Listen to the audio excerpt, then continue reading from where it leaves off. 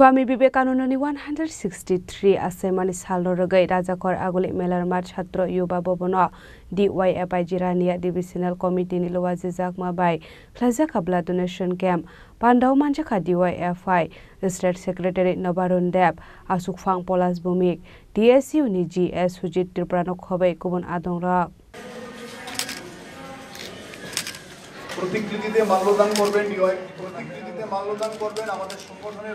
Asalni Khlaizakmani blood donation camp no tiye kok sanani thangai DYFI hasra sufang polas bhumik shaka 12 January ha kotorni sikla rongni bagai belaikin unang kongmani sal hanai abni aglo Swami Vivekanandani langmani kok nobo sabai khana rokha DYFI ni hasra sufang polas bhumik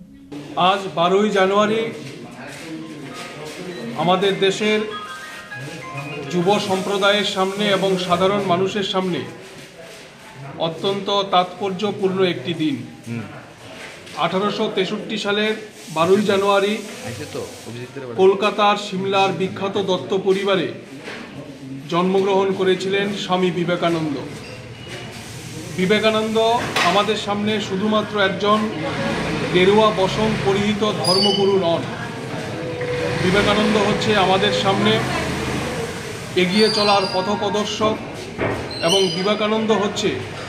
এমন একজন ব্যক্তি যিনি নতুনভাবে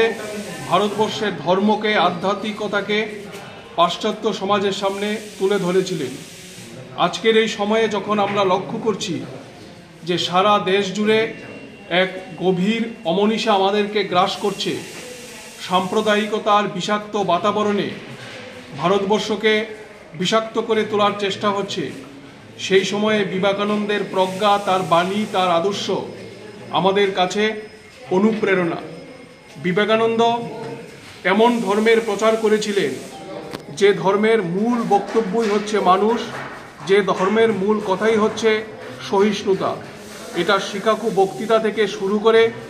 স্বামী বিবেকানন্দের প্রতিটি কথায়, প্রতিটি বক্তব্যে বারবার সহনশীলতার কথাই ফুটে উঠেছে। আজকে আমরা ডিওয়াইএফআই সারা রাজ্য জুড়ে বিবেকানন্দের প্রতি যখন শ্রদ্ধা নিবেদন করছি,